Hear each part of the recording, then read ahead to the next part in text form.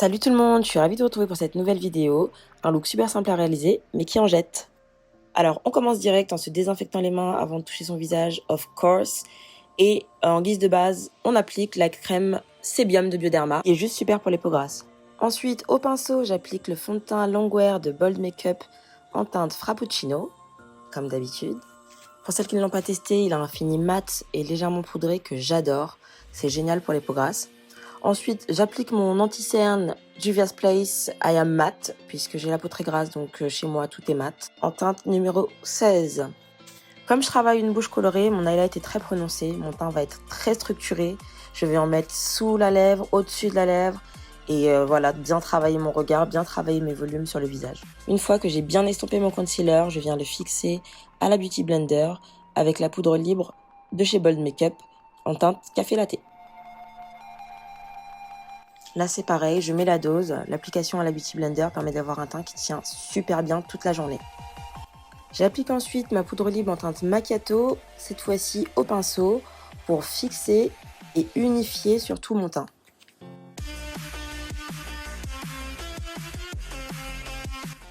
Pour les sourcils, j'utilise mon indémodable crayon de chez NYX. Je commence toujours par brosser mon sourcil, tracer la ligne inférieure du sourcil, la ligne supérieure, avant de venir remplir le sourcil. Alors plus notre make-up va être sophistiqué, plus on pourra structurer notre sourcil. Moi c'est vraiment ma petite astuce quand je veux faire une bouche colorée. Donc à savoir un look hyper simple parce que à part sur la bouche, je n'aurai pas grand chose. Eh bien je vais vraiment venir travailler des super sourcils et mettre une paire de faux cils. Ça va vraiment habiller le regard et du coup on va voir l'ensemble en fait, un super regard et une bouche qui pète et c'est amplement suffisant. Je finis toujours en brossant l'avant du sourcil pour donner cet effet dégradé, légèrement poudré, alors qu'en fait c'est juste le crayon qu'on est venu estomper.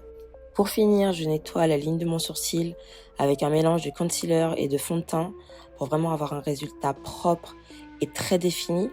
Je vais ensuite me servir de ce qui reste sur le pinceau en guise de base de fard à paupières avant de revenir avec une pointe de concealer uniquement pour vraiment finir de définir le sourcil. Donc voilà, on applique, on va venir estomper au doigt avant de poudrer, sans remettre de poudre bien sûr, avec notre pinceau poudre.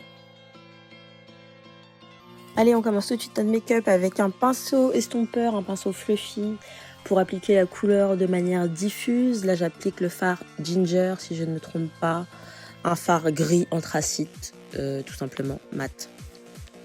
Donc sur les yeux, je vais mettre relativement peu de choses. Enfin peu de choses, tout est relatif, n'est-ce pas? Mais pour moi, c'est très peu de choses, puisque je vais avoir une bouche très très voyante.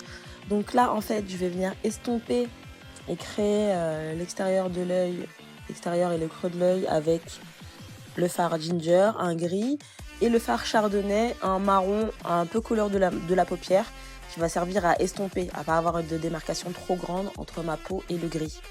Il faut vraiment pas hésiter à mettre le moins de matière possible sur son pinceau. Ça permet de ne pas faire de taches sur son make-up et à utiliser le pinceau même sans rajouter de matière. Là vraiment, tout ce que je fais, c'est estomper.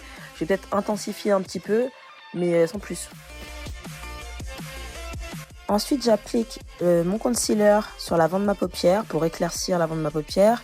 Je baisse le menton et je lève les yeux tout simplement pour définir où je vais arrêter mon concealer en fait, quelle est la partie de mon œil qui sera éclairée. Et je vais venir fixer avec le fard Pina Colada qui est un fard beige crème qu'on appelle aussi coquille d'œuf.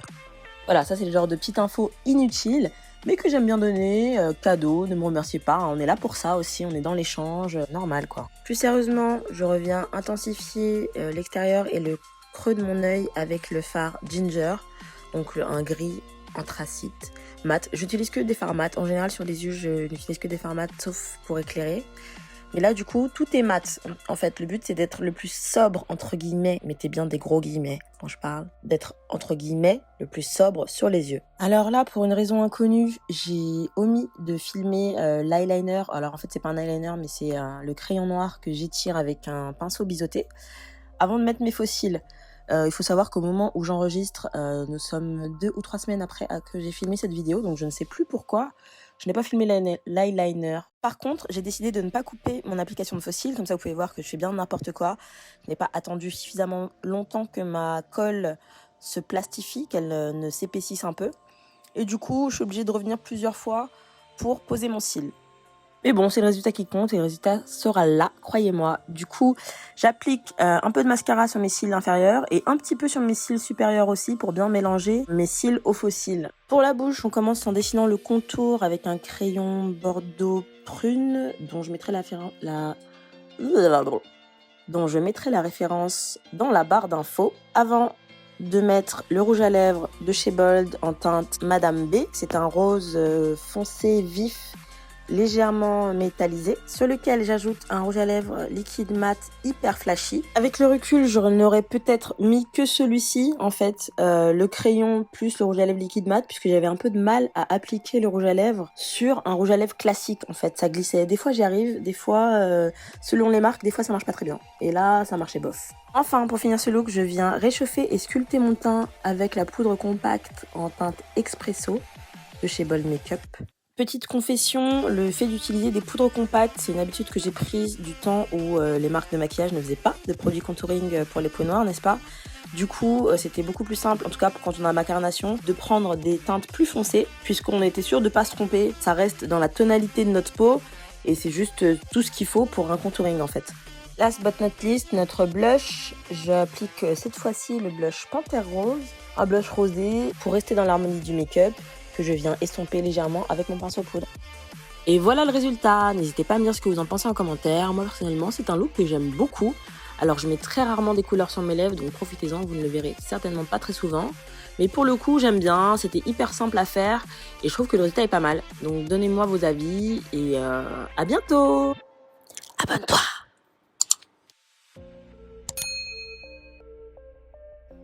Merci, ça fait vraiment plaisir.